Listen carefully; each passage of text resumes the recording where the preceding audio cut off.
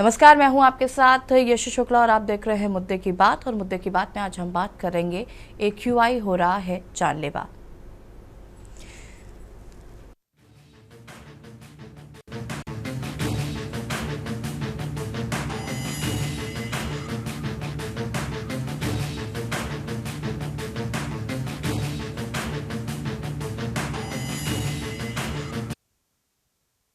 रोशनी का त्यौहार दिवाली बीत चुका है, लेकिन दिल्ली एनसीआर समेत कई शहरों में हवा की गुणवत्ता गंभीर श्रेणी में पहुंच गई है। हवा में घुला ये जहर सिर्फ पर्यावरण का मुद्दा नहीं, ये करोड़ों लोगों के स्वास्थ्य और जीवन का सवाल है। ये सांस लेने वाली हवा कम और एक जहरीली गैस चैम्बर ज्यादा लगता है। प्रदूषण की इस चादर को ओढ़ने के लिए आखिर जिम्मेदार कौन है? क्या ग्रीन पटाखों का नियम नाकाम रहा या पराली गाड़ियां और निर्माण कार्य असली अपराधी हैं? रोशनी के त्योहार दिवाली का उल्लास अब एक भयावह हकीकत में बदल चुका है। एक ओर जहां हमने खुशियां मनाई, वहीं दूसरी ओर हमारे शहरों में आबो हवा जहरीली धुएं की एक ऐसी चादर पड़ गई है जिसने न केवल आसमान को ढक लिया है, बल्कि करोड़ों लोगों के फेफड़े को भी निशाना बना लिया है। आज जब हम उनसे बात कर रहे हैं तो दिल्ली एनसीआर का एयर क्वालिटी इंडेक्स 365 पर है। यह आंकड़ा सिर्फ एक संख्या नहीं है, ये एक राष्ट्रीय स्वास्थ्य आपातकाल की घंटी है। विश्व स्वास्थ्य संगठन यानी कि WHO के मानकों में ये 10 गुना से भी ज्यादा खराब है।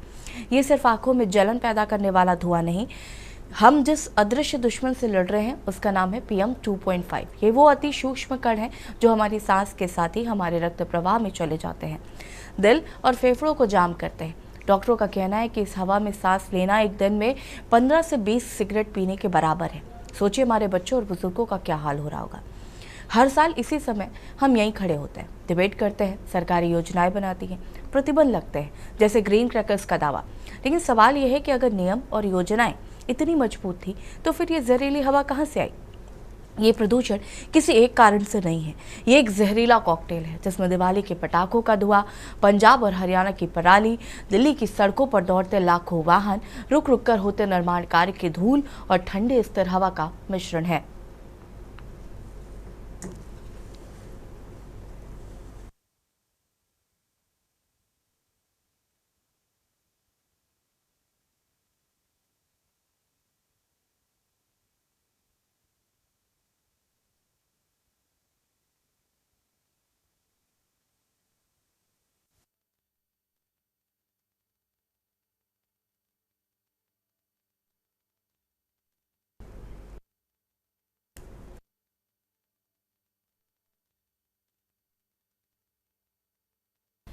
और आज हम इसी मुद्दे पर बातचीत करेंगे। अलग अलग जिलों से हमारे साथ संवाददाता जुड़े हुए हैं, साथ ही साथ जैसे स्पेशलिस्ट हैं, अधिवक्ता उच्चतम न्यायालय से हमारे साथ जुड़ रहे हैं। हम जानने की कोशिश करेंगे कि क्या आबो हवा खराब होने का कारण सिर्फ और सिर्फ पटाखे हैं, और यदि ऐसा है तो क्या सिर्फ 20 टन के जलने वाले पटाखों से ही ये आबो हवा खराब हुई है? क्योंकि दिल्ली का एक्यूआई तो अक्सर ही गंभीर श्रेणी में रहता है। और अगर हम पूरे देश के अलग अलग जिलों की राज्यों की बात करें तो वहाँ पर एक्यूआई अक्सर खराब होता है। इनके पीछे का कारण क्या है वो जानने की भी कोशिश करेंगे। मनीष तिवारी संवाददाता लखनऊ से, जयवीर मावी गाजियाबाद से, और doctor Rajeev Kakkar chest specialist हमारे साथ जुड़े हुए हैं, और राजकुमार कौशिक अधिवक्ता उच्चतम न्यायालय से हमारे साथ जुड़े हुए हैं। सबसे पहले मनीष तिवारी, लखनऊ की अगर हम बात करें तो लखनऊ का एक्यूआई क्या है, साथ ही साथ यहाँ पर क्या कारण है जिनको लेकर लगातार बातचीत की जा रही है कि आखिर एक्यूआई खराब श्रेणी में कैसे पहुंच रहा है?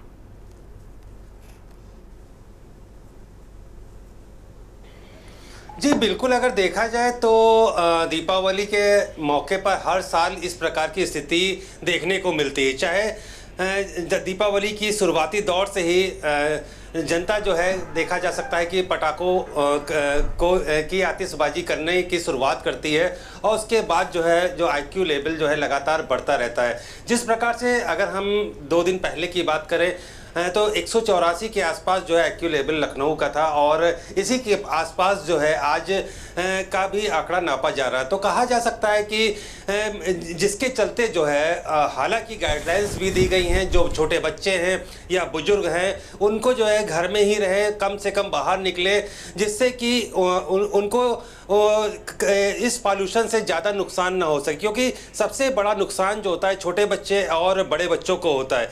जिस प्रकार से अगर देखा जाए पूरे, अगर हम एनसीआर की बात करें, सुप्रीम कोर्ट ने पहले भी आदेश दिए थे एनसीआर के लिए कि पटाखों को जो है रोका गया है पूरे एनसीआर के लिए, केवल पॉल्यूशन को लेके कहा गया था। इसी प्रकार से अगर हम उत्तर प्रदेश सरकार की बात करें तो जिस प्रकार से दीपावली के मौके पर सरकार के द्वारा गाइडलाइंस दी जाती हैं, टाइम पीरियड दिया जाता है कि कितने बजे से कितने बजे तक पटाखे दगाए जाएं, जिससे कि पटाखे कम संख्या में दगे, जिससे पॉल्यूशन की मात्रा कम हो। और इससे पहले भी मुख्यमंत्री के द्वारा पराली को लेकर के भी देखा गया था कि उनके द्वारा एक आदेश पारित किया गया था सभी मंडलों के लिए, सभी जिलों के लिए, कि वहाँ के प्रशासनिक अधिकारियों की पराली को जो है वहाँ पर न जलाने दिया जाए पॉल्यूशन को रोकने को लेकर के, क्योंकि अभी धान की कटाई हुई है और कटाई के बाद जो है इस प्रकार के से पराली जो है जलाई जाती है किसानों के द्वारा। इस पर उनके द्वारा निर्देश जारी किए थे, कार्रवाई करने की बात की गई थी। तो जिस प्रकार का दीपावली का ये पर्व भी है और जहां पटाखों का भी सिलसिला जो है देखने को मिलता है, आतिशबाजियां देखने को मिलती हैं, वहीं पर जो है पराली भी जो है किसानों के द्वारा जलाई जाती है। पॉल्यूशन बढ़ने का सबसे बड़ी वजह कारण यही है। खास तौर से देखा जाए भीड़ भाड़ की कारण भी, गाड़ियों की वजह से पॉल्यूशन तो हमेशा ही रहता है। जहाँ पर इंडस्ट्रियल एरिया है, जैसे लखनऊ का जो है तालकटोरा क्षेत्र है, वहाँ इंडस्ट्रियल एरिया, तो वहाँ का IQ लेवल हमेशा लगातार बाकी अन्य क्षेत्रों से ज़्यादा ही पाया जाता है। तो हर एक सिर्फ समस्या पटाखों की नहीं है, बहुत सारे कारण हैं जिन पर बातचीत करनी ज़रूरी है। हमारे साथ जयवीर मावी गाजियाबाद से संवाददाता जुड़े हुए। अगर हम गाजियाबाद की बात करें जयवीर, तो गाजियाबाद का AQI क्या है फिलहाल?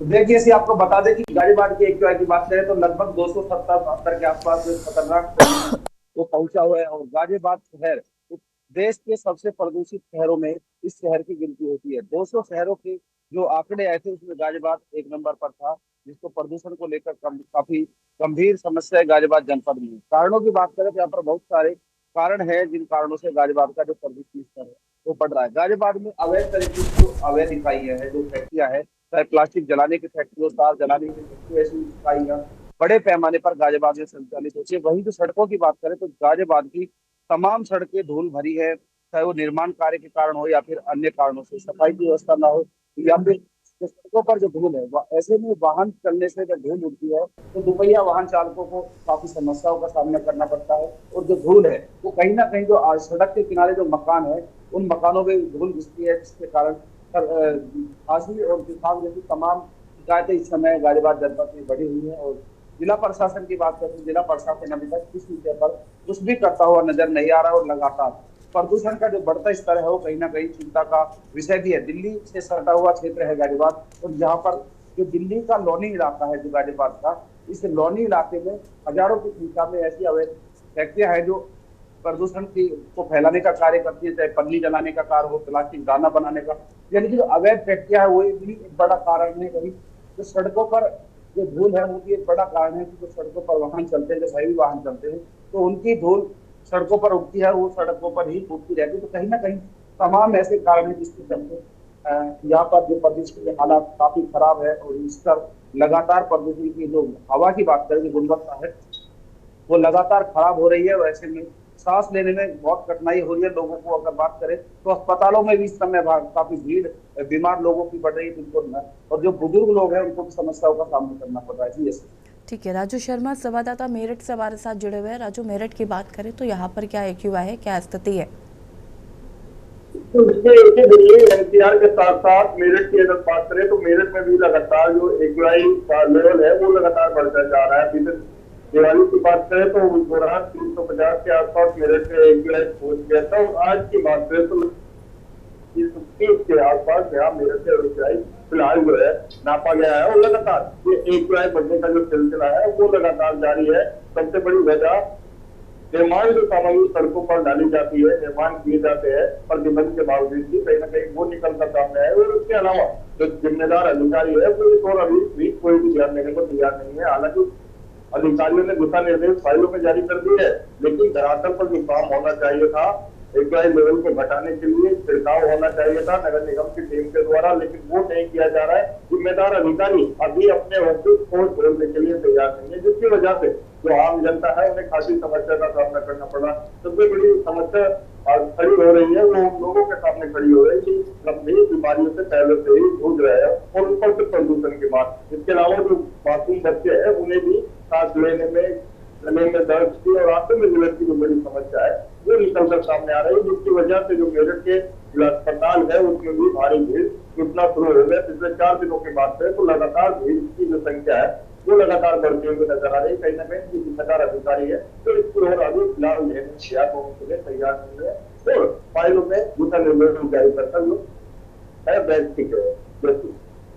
ठीक है, जस्टिस स्पेशलिस्ट राजीव कक्कड़ जी हमारे साथ जुड़े हुए हैं। राजीव जी, बहुत बहुत स्वागत है सबसे पहले तो आपका। और एक और जहाँ पर मौसम चेंज हो रहा है, लोग वैसे भी बीमार हैं और उसके बाद आबो हवा का ख़राब होना कहीं ना कहीं लोगों के लिए और ज़्यादा नुकसानदायक है। सबसे पहले तो इस पर आप क्या कहना चाहते हैं? देखिए, बात बिल्कुल सही है कि इस समय जब भी हमारा सितंबर खत्म होता है और अक्टूबर की शुरुआत होती है तो पोल्यूशन स्तर बढ़ जाता है। उसका मुख्य कारण बदलता हुआ मौसम, टेम्परेचर में वेरिएशन, और जो टेम्परेचर धीरे से फॉल करता है तो उसकी वजह से जो पोल्यूटेंट्स हैं वो डिफ्यूज होकर के ऊपर की तरफ सतह में नहीं जाते हैं और नीचे की सतह में चले आते हैं। जहाँ तक दिवाली का बात है, और इसी मौसम में दिवाली भी होती है, लेकिन अभी कुछ आंकड़े हम लोग के सामने आए हैं जो इसके बाद देखा गया है कि दिवाली का जो पोल्यूशन है वो 48 से 72 घंटे के अंदर वो सेटल कर जाता है।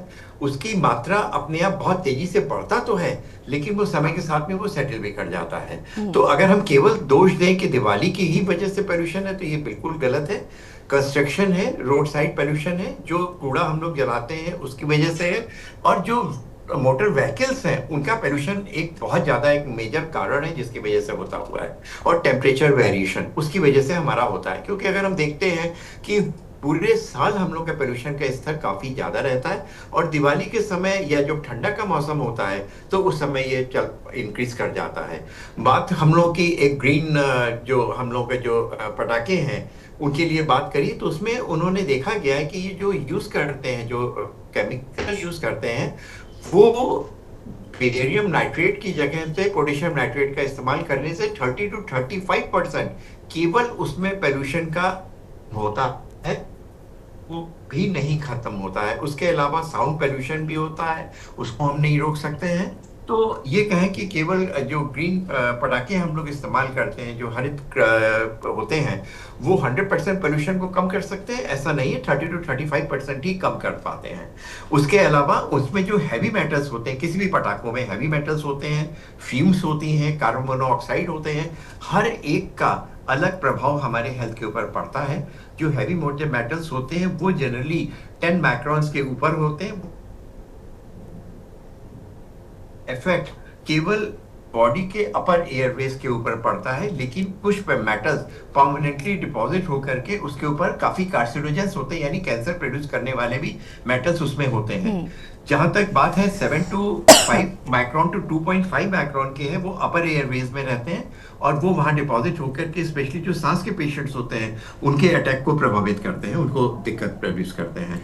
2.5 माइक्रॉन की हम लोग बात करते हैं, ये पेरिफेरल एयरवेज में जाती है और एल्वोलाई जहां ऑक्सीजन एक्सचेंज होता है वहां पे जाकर के उसको प्रभावित करते हैं। लेकिन अल्ट्रा माइक्रॉन, जो अल्ट्रा माइक्रोस्कोपिक फिल्टर्स होते हैं, जो पार्टिकल्स होते हैं, वो डिफ्यूज होकर के ब्लड में जाते हैं और एयर की तरह डिफ्यूज होकर ब्लड से सारे ऑर्गन्स में जाते हैं।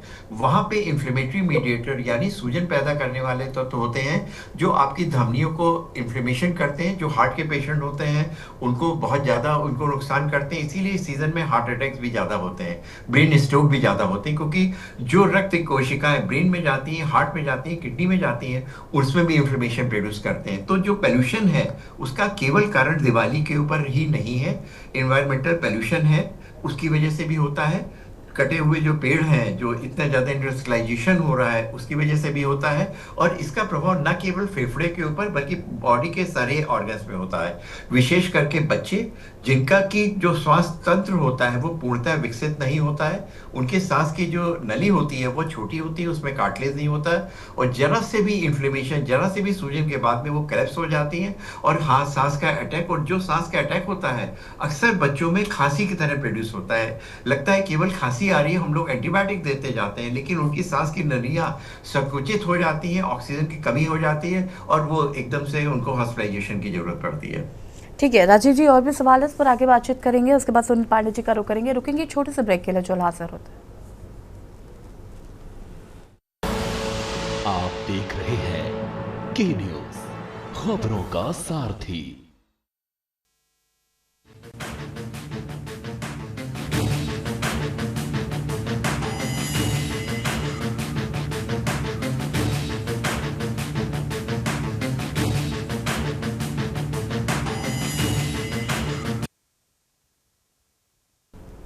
ब्रेक के बाद एक बार फिर से आप सभी का स्वागत है। बात कर रहे हैं AQI हो रहा है जालेवा। जिस तरीके से दिवाली के बाद से मौसम चेंज होने लगता है और पटाखे जलाए जाते हैं, साथ ही साथ परालियाँ जलाई जाती हैं, कहीं ना कहीं AQI को ख़राब करने का एक मुख्य कारण है। और इसके पीछे और भी कई कारण है कि अब बहुत ज़्यादा इंडस्ट्रियल एरियाज़ बढ़ रहे हैं, कंस्ट्रक्शन का काम हो रहा है, तो ये सारी चीज़ें जो है निकल कर सामने आ रही है, जिसकी वजह से लोग बीमार पड़ रहे हैं। चर्चा आज इसी मुद्दे पर कर रहे हैं। मेहमान हमारे साथ जुड़े हुए हैं सुनील पांडे जी, मौसम वैज्ञानिक है, हमारे साथ जुड़े हुए हैं। सुनील पांडे जी, आपका भी बहुत बहुत स्वागत है। सवाल ये है कि जैसा अभी डॉक्टर साहब कह रहे थे कि मौसम में चेंज हो रहा है, वो भी एक कहीं ना कहीं बीमारियों का कारण है। साथ ही साथ पोल्यूशन जिस तरीके से तेज़ी से बढ़ रहा है, वो भी एक बड़ा कारण है। कंस्ट्रक्शन होता है, मिट्टी हवा में उड़ती है, उसके बाद वो बैठ जाती है, फिर वो कहीं ना कहीं धीरे धीरे डिस्ट्रीब्यूट होना शुरू होती है। सबसे पहले तो ये मौसम पूरी तरीके से चेंज कब होगा, क्योंकि इसकी वजह से लोग बहुत ज़्यादा बीमार पड़ रहे हैं। जब तापमान गिरते हैं और सर्दी बढ़ जाती है, तो तापमान गिरने से थर्मल इन्वर्जन हो जाता है। जनरली लगातार क्या होता है, जो गर्म हवाएं होती हैं ये ऊपर उठती हैं और प्रदूषण को ऊपर ब्रॉडकास्ट कर देती हैं। लेकिन जब सर्दी में तापमान गिर जाते हैं तो ये गर्म हवा ऊपर हो जाती है और नीचे सर्द हवा इसमें फंस जाती है और उसमें सारे प्रदूषकों को लेके नीचे फंसना होता है। और इसके साथ इन पर जो ह्यूमिडिटी होती है, इस समय 80 से 90% तक ह्यूमिडिटी भी है। उसकी वजह से सारे जितने भी हमारे प्रदूषक होते हैं, चाहे वो कार्बन मोनोऑक्साइड हो, चाहे नाइट्रोजन ऑक्साइड हो, या निलंबित कण की जो SPM होते हैं, जो डॉक्टर साहब बता रहे थे ना कि 2.5 वाले जो कण होते हैं, ये सांस के जरिए फेफड़े से होते हुए ये हमारे ब्लड में सर्कुलेट हो जाते हैं, जो हमारे शरीर के सारे ऑर्गन्स को नुकसान पहुंचाते हैं। तो सर्दियों में जो मौसम परिवर्तन होता है, उसमें एक तो हवाओं की गति कम हो जाती है। इस समय हवाओं की गति कुल 1.5 किलोमीटर पर आवर है और सर्दियों में बारिश भी कम होती है। तो जो नीचे प्रदूषण इकट्ठे होते हैं, लेयर गर्म ठंडी हवाओं की लेयर भारी होकर नीचे फंस जाती है, ऊपर गर्म हवा हो जाती है, थर्मल इन्वर्जन इसको कहते हैं। इसकी वजह से सारे प्रदूषक नीचे बने रहते हैं। लेकिन जैसे ही उत्तर पश्चिमी हवाएं, जैसे आप अक्टूबर के फर्स्ट वीक में आप देखें, हवाओं की गति पूरे तेज हुई थी, तो राष्ट्रीय राजधानी सहित पूरे गंगा के मैदानी भागों में बिहार बंगाल तक बिल्कुल आसमान साफ हो गया था, बिल्कुल प्रदूषण नहीं था। लेकिन जैसे ही तापमान फिर गिरे और ह्यूमिडिटी बढ़ी, तो सबसे बड़ा कारण एक होता है जो हमारे मौसम के तापमान गिरना, हवाओं का भारी होना और जो हवाओं की गति होती है वो कम हो जाना। लेकिन अगले 48 घंटे में उत्तर पश्चिमी हवाएं थोड़ी राष्ट्रीय राजधानी क्षेत्र पंजाब और पश्चिमी उत्तर प्रदेश तक थोड़ी गति इनकी 5-6 किलोमीटर की होगी, तो थोड़ी सी राहत मिलने की संभावना है। इसी के साथ आप देखिए जो दिवाली होती है, दिवाली का भी कहीं ना कहीं 10-20% असर होता है, पटाखे चलते हैं। लेकिन इसके साथ हमारे जो वाहन हैं, जो लाखों की संख्या में बड़े बड़े शहरों में वाहन है, तो हमको परिवहन जो हमारा पब्लिक परिवहन है, पब्लिक ट्रांसपोर्ट है, उसका हमें प्रयोग करना चाहिए इंडिविजुअल रूप से, तभी हम इन चीज़ों को। इसी के साथ प्लास्टिक का प्रयोग होता है, तो प्लास्टिक कूड़े में लोग जला देते हैं, घरों का कचरा होता है, लकड़ी जलाते हैं, और बड़े बड़े कंस्ट्रक्शन के वर्क भी होते हैं, जैसे हाईवेज का बनना, हाईवेज के बनने के साथ साथ मेट्रो का बनना। तो इसमें भी जो जहाँ पे ये काम हो रहे हों वहाँ धूल बहुत उठती है, तो उसके लिए पानी का छिड़काव किया जाना अनिवार्य होता है, तो लोग करते हैं। लेकिन इस पर थोड़ी हमारी जो शहरों के जो संस्थान होते हैं, जो सरकारी एजेंसियां हैं, वो उन पर थोड़ा निगाह रखें कि वो दिन में 2 से 3 बार तक पानी का छिड़काव कर रहे हैं कि नहीं कर रहे हैं। इसी के साथ हम कचरा प्रबंधन भी हमें करना चाहिए, ऊर्जा का उपयोग भी कम करना चाहिए। ये सारी चीजें हैं अगर हम इन सब चीजों पर निगाह रखेंगे और व्यक्तिगत रूप से करेंगे तो हम प्रदूषण से थोड़ा बच सकते हैं। थोड़ी मौसम की मार भी होती है, थोड़ा हमारा जो ह्यूमन जनित, जो मानव जनित, जो हमने बड़े बड़े उद्योग लगा रखे हैं, उद्योगों पर नियंत्रण करना होगा, स्वच्छ ऊर्जा को बढ़ावा देना होगा, सार्वजनिक परिवहन का यूज करना होगा, निजी वाहन का प्रयोग कम करना होगा। इसी तरह ये सारी चीजें हैं, हमें वृक्षारोपण को बढ़ावा देना होगा। बहुत से ऐसे फैक्टर हैं जिनमें हम इंडिविजुअल रूप से हमें काम करना पड़े। ठीक है, वापस आएंगे आपके पास। राजकुमार कौशिक जी, अधिवक्ता उच्चतम न्यायालय से हमारे साथ जुड़े हुए। राजकुमार जी, आपका भी बहुत बहुत स्वागत है। खुद अगर हम बात करें तो न्यायालय ने कई बार स्वतः संज्ञान लेकर भी साथ ही साथ लोगों की पिटीशन पर भी अलग अलग वर्डिक्ट दिए हैं, अलग अलग बातें कही हैं, और उसका लेकिन असर जो है वो नज़र नहीं आता है। चाहे वो पराली को लेकर हो, चाहे वो ग्रीन पटाखों को लेकर हो, चाहे वो गाड़ियों का आने जाने को लेकर हो। ऑड इवन फॉर्मूलेज लागू किए गए थे, दिवाली के टाइम पे ग्राफ लागू कर दिया जाता है, महज एक खाना पूर्ति है, लेकिन उसका खामियाजा आम जनता को भुगतना पड़ता है, और जनता भी कहीं ना कहीं उतनी ही रिस्पॉन्सिबल है इस पोल्यूशन को लेकर। क्या कहना? जी देखिए, पोल्यूशन को लेके अगर देखा जाए तो दिल्ली जैसे शहर में, एनसीआर में, और जो बड़े शहर हैं वो सबसे ज्यादा जूझ रहे हैं। स्थायी समाधान नहीं है। पिछले 10 साल से 15 साल से हम लगातार देख रहे हैं। अगर स्थायी साधन के लिए जो एक्सपर्ट जो वर्क करते हैं, तो अगर वो वर्क करते तो ये समस्या नहीं होती। अब आपको उदाहरण देते हैं कि हमने गाजियाबाद को पोल्यूशन इंडस्ट्रियों को अनऑथराइज लेके हजारों इंडस्ट्रियों को बंद कराया। मॉनिटरिंग हाई कोर्ट उसको कर रहा था, और वो अधिकारी एक करप्शन का खेल हो गया, और उसमें एफिडेविट फाइल किए जाते हैं हाई कोर्ट में कि इंडस्ट्री बंद कर दी गई है, लेकिन पुनः संचालन हो जाता है। मेंबर ऑफ सेक्रेटरी ऐसे वहां पे एफिडेविट फाइल करते हैं। मेन ये है कि हाई कोर्ट, सुप्रीम कोर्ट इस पे कार्रवाई समय समय पे कर रहे हैं, लेकिन मैंने स्थायी समाधान, अब मैं उस पर आपका ध्यान कहते, जितने भी बड़े शहर है, हम दिल्ली एनसीआर को लेके चलते हैं, अगर स्थायी समाधान पॉल्यूशन को लेके कैसे हो, मेरी जो थिंक है, दिल्ली एनसीआर के क्षेत्र में जो 100 किलोमीटर एरिया है, इसको आप ग्रीन बेल्ट और झीलों का शहर बना दीजिएगा, और जो हैवी इंडस्ट्रियां हैं उनको यहां से शिफ्ट कर रहे हैं, क्योंकि रिवेन्यू दिल्ली शहर को बहुत ज्यादा आपको मिल सकता है। हैवी इंडस्ट्री से वैसे भी रिवेन्यू काफी आ जाएगा। तो अगर जो किसानों की समस्या है, पराली समथिंग जो बताया जा रहा है, कि किसानों के रोजगार उससे जुड़ा हुआ, तो हम उसमें साधन देना चाहते हैं। अगर दिल्ली के एनसीआर 100 किलोमीटर एरिया में, राजस्थान हो गया, कुछ आपका हरियाणा हो गया, यूपी का हो गया, ये सारे 8-10 शहर मिला के, जैसे कि वर्षा ऋतु होती है उस टाइम में हमारे पास पानी की बहुत उपलब्धता होती है, उस पानी को एनसीआर के 100 किलोमीटर एरिया में बड़ी बड़ी झीलों में तब्दील कर दिया जाए। पर्यावरण के लिए वहां पे टूरिस्ट स्थल बनाए जाए, और उसमें मछली पालन, बड़े बड़े क्षेत्र होंगे ना, वे पर्यटक क्षेत्र होगा, वो घूमने के लिए लोग आएंगे वहां पे, आपकी किसानों की, वहां के लोगों का रोजगार भी मिलेगा। वो एक स्थायी समाधान है। और दूसरा ये लीजिए, व्यक्तिगत रूप से अगर इमीडिएटली हमको चाहिए, और केवल हम 3 महीने में मेन रूप से जूझते हैं इससे, जैसे कि मान लिया आप जनवरी तक, हम वो फरवरी तक बहुत ज्यादा जूझ गए, क्योंकि जैसे डॉक्टर साहब ने कहा कि हवा का दबाव समथिंग ये है। अगर हम पानी की हमारे पास पर्याप्त मात्रा है, जैसे हमने बताया कि झीलें वो चीज होंगी, तो हम पानी की उपलब्धता पूरी होगी हमारे पास में। तो अब जो हमारे पास है, हर व्यक्ति के पास में अपने घर पर टंकियां लगी होती हैं पानी की स्टोर करने में। उन टंकियों के माध्यम से अगर हम जैसे छिड़काव करते हैं, तो क्यों ना हम सुबह 4 बजे, जब बिल्कुल सिंपल होता है, उस टाइम में आधे घंटे के लिए अपने केवल 100 गज, 200 गज, 1000 गज के प्लॉटों पर वो छिड़काव ऑटोमेटिक फुहारे के माध्यम से हो जाए, और प्रत्येक उस पर हो जाए। एक नोटिफिकेशन गवर्नमेंट जारी कर दे कि 15 मिनट आप सबको करते, एक तरह से नेचुरल बारिश होगी, और जो धूल वगैरह कणों में है वो कम हो जाएगी।